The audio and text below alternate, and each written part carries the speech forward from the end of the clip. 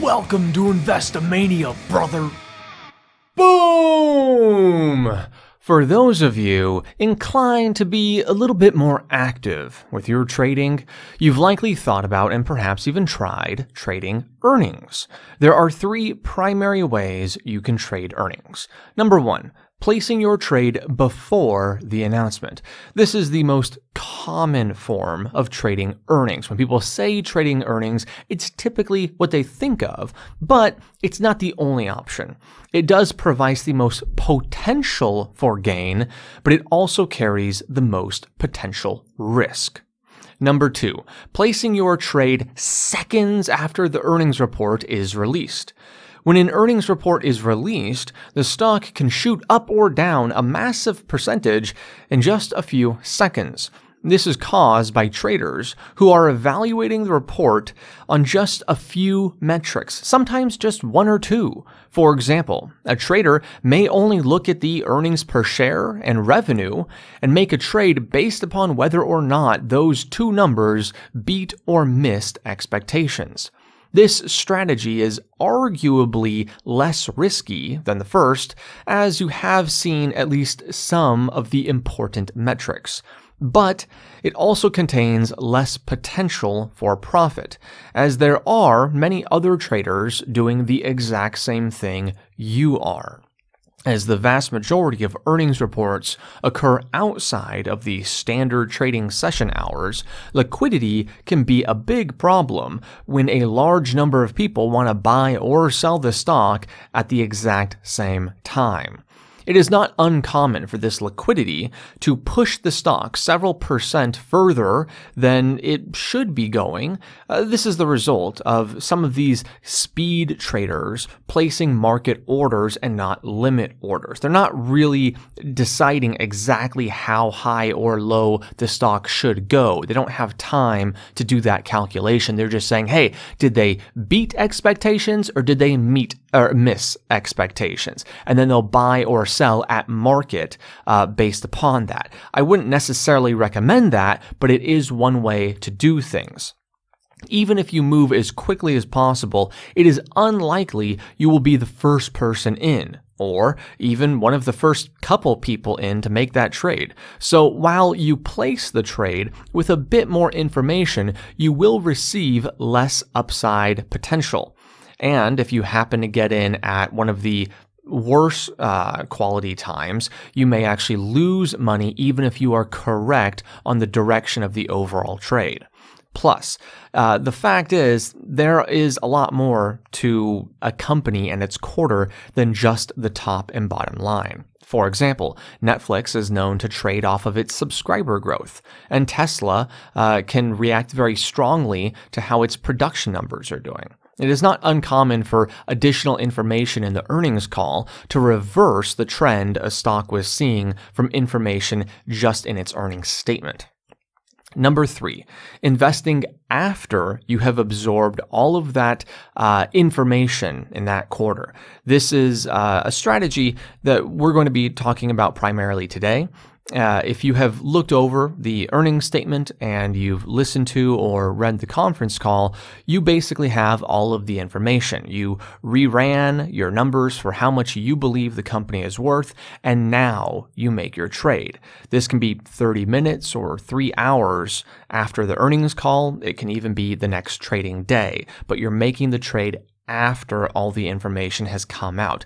This is not often thought of as trading earnings, but it is, and we'll talk about why momentarily. This is by far the safest form of trading earnings. However, it also contains, admittedly, the least amount of potential for gains. Now, some of you may be thinking, but how is this trading earnings if we're doing it after the earnings report has already come out? Haven't all the effects of that quarterly report been taken into consideration? No. See, there's this idea out there called the efficient market hypothesis, which essentially states that once information comes out, it immediately gets priced into the stock. Now, we could do an entire video on that alone, but I'll try and keep it somewhat limited. The short version is this. The efficient market hypothesis states that all stocks are priced perfectly, and as soon as new information becomes publicly available, aka in this situation we're talking about an earnings report being released, the stock price will instantaneously, perfectly reflect the appropriate new price. Thus, the efficient market hypothesis implies it is impossible to beat the market long-term on a risk-adjusted basis. Here's the problem with the efficient market hypothesis. It's stupid. It's a bunch of relatively smart people using big words who don't have any common sense. The stock market isn't some perfectly tuned operating machine. It's not a machine at all. Crap goes wrong with the stock market all the time. You know why?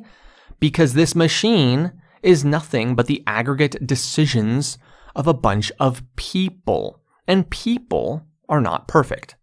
In order for the stock market to be perfect, every single person literally investing in the stock market would also need to be perfect and instantaneous in their decision making and absorption of information. Let me put it this way. I sure as heck know I am not perfect. Let's not talk about anyone else. Let's even assume everyone else in the entire world investing in the stock market is perfect. I know I'm not perfect. I do stupid stuff all the time. Just ask my girlfriend. I learn something new about the stock market on a daily basis, which means I was investing yesterday without that new information, which means I was investing either with imperfect information and an imperfect ability to process whatever information I had. Therefore, I may make an incorrect decision. This incorrect decision will lead to an inefficient market, which will then lead to a market opportunity for a superior investor compared to me. For a moment, let's compare the stock market to something a bit simpler, a game of poker. In poker, we have the known information. That would be our whole cards and any applicable community cards, the known community cards. We then have our ability to analyze that information. While the information may be limited, your ability to analyze that information is virtually limitless.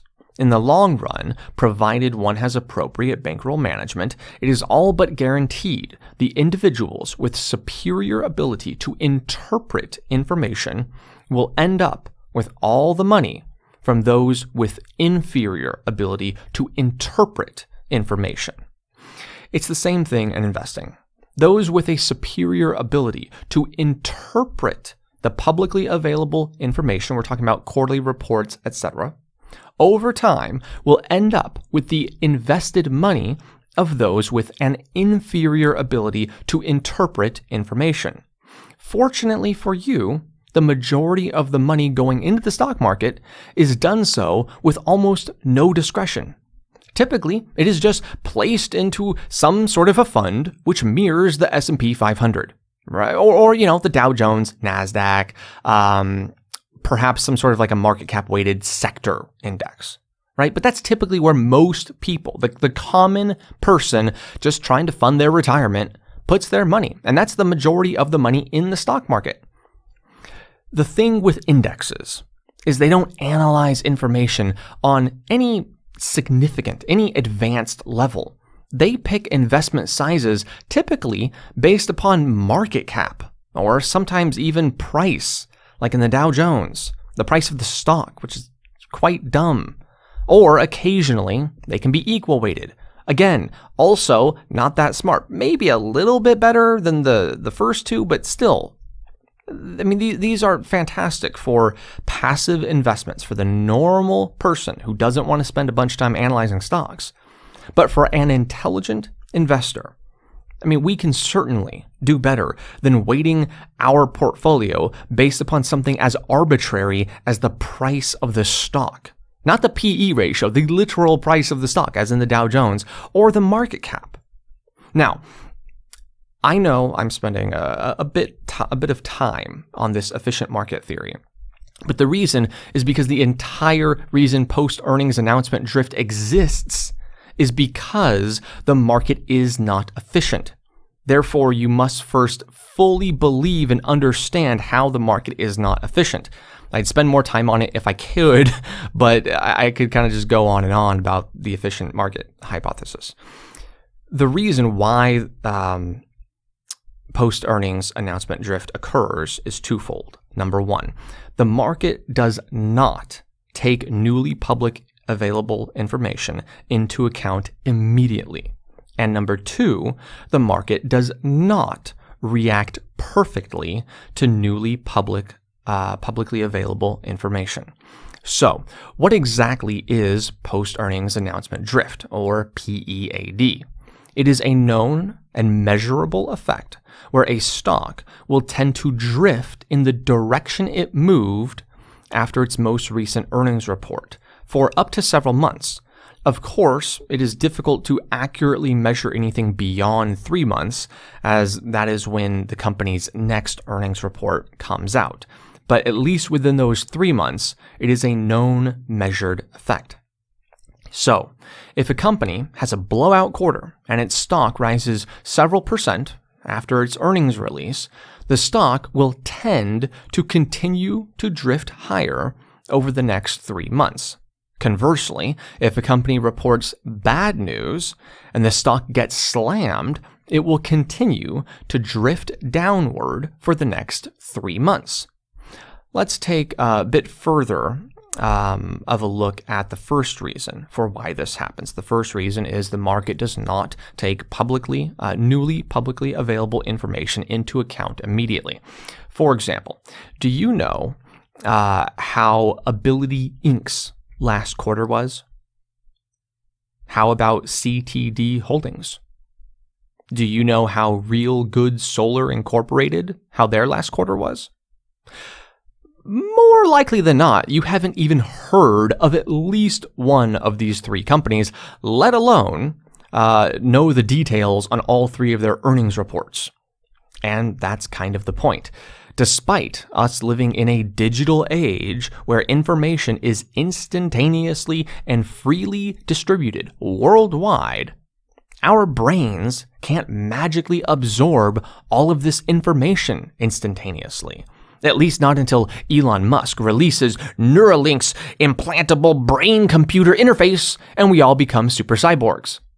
But until that point, when you have days where several hundred companies are reporting on the same day, and dozens of companies holding earnings calls at the exact same time, it is simply impossible for every investor to be up to date instantaneously with every single publicly traded company. Now, here is an interesting fact about post-earnings announcement drift. It tends to get stronger the smaller the market cap, and this makes sense. For example, you probably have a rough idea. Even if you don't know all the details, you probably have a rough idea as to whether or not companies like Apple, Amazon, and Facebook had a good or bad last quarter. Even if you're not invested in any of those companies, you probably heard some information about their earnings call, within a few days after it happening. CNBC is always talking about it. All the investing YouTube channels are talking about it. All the recommended articles on blogs and yada yada. They're all covering the popular large cap companies. Thus, information spreads much quicker, resulting in a quicker and less pronounced post-earnings announcement drift. But what about the thousands of publicly traded companies which never receive media attention? What about the thousands of small cap companies you would only find out about if you literally were searching through the entire database of publicly traded stocks? What about the companies which don't have a single analyst covering them? Their earnings reports may be instantly available on the internet, but information availability and that information getting into the hands of investors, those are two different things. The simple fact is most investors, will never bother to manually look through the entire list of 4,000 plus stocks in the US stock markets. Similarly, most institutional investors will also not bother looking at nano and micro cap stocks because the companies are simply too small for large institutional investors to invest in. They can't buy enough of it. So, while the information is available, it takes a lot longer for that information to get around on the smaller companies, and that means a stronger and longer post-earnings announcement drift. Now let's look at the second reason for post-earnings announcement drift. That is, the market does not react perfectly to newly publicly available information. In this circumstance, we are assuming the investors are aware of the information. In the world of the efficient market hypothesis, the stock would instantaneously reflect the new information perfectly, provided the information that is provided to the investors. However, remember, the market is nothing but a accumulation of decisions made by investors. Investors are just people, and people are fallible. Algorithms are fallible as well, as algorithms are made by people. The flash crash and Black Monday are perfect examples of algorithms set by humans creating a massively inefficient market, at least temporarily. Situations like these lost a lot of money for some and created a lot of wealth for others. Let's go back to our poker example. You can place an amateur, intermediate, and advanced player in an identical situation, and all three players could play their hand differently. They could make different decisions, not based upon different available information, but based upon their differing abilities to evaluate the situation. Let's take a simple stock market example. Let us assume two people are in identical situations, meaning they're in identical financial situations. They got into the stock at the exact same time. They have the same amount in it. They're the same age. They have the same risk tolerance, etc. The only difference between these two people is their critical thinking capabilities, their ability to analyze information. That's it. Everything else is identical. Each investor owns 100 shares of Apple. Apple reports a blowout quarter, and the stock surges 10% on the following trading day. One investor decides, the stock has run too far, too fast, I'm going to sell my shares. The other investor interprets the situation differently. He thinks this 10% gain is only the beginning, and the stock will continue to rise not only throughout this next quarter, but in the subsequent quarters, because he believes this positive quarter is going to increase the likelihood of positive quarters in the future. So he buys the 100 shares the other investor sold. The two investors with identical information in identical situations in their lives produced two different outcomes based upon nothing but their interpretation of the event. Just like how two poker players can play the exact same hand differently based upon differing levels of critical thinking abilities. One investor made the correct decision. One investor made the incorrect decision. Now, I use this particular example intentionally, as what causes the second reason for post-earnings announcement drift, which is the differing interpretations of data, is typically caused by investors not mentally adjusting to new data quickly enough. There is a known human bias called conservatism biased. This is a person's tendency to revise one's belief insufficiently when presented with new evidence, meaning people tend to hold on to their original opinions. They tend to hold on to whatever original information they had. It's hard to change people's minds. And instinctually, as humans, we all know this to be true, don't we? So, if a company has been performing poorly, and then they report a great quarter, most investors will need a few more great quarters before they fully revise their opinions on the stock. But of course, they will have missed a great opportunity by that point. Similarly, if a great company reports a poor quarter, many investors will think it's a one-off, and they'll give it a pass and continue to hold the stock unless more negative quarters come. This is human nature, and since humans are the ones investing in the stock market, it means it is also the nature of the stock market. You can exploit this fallacy by not falling subject to it yourself. If a company reports a great number, you buy it. And over the following months and quarters, other investors will slowly acclimate to the new information and buy the stock themselves. This is the second reason for post-earnings announcement drift. So, how much can you expect to gain from a post-earnings announcement drift investment strategy?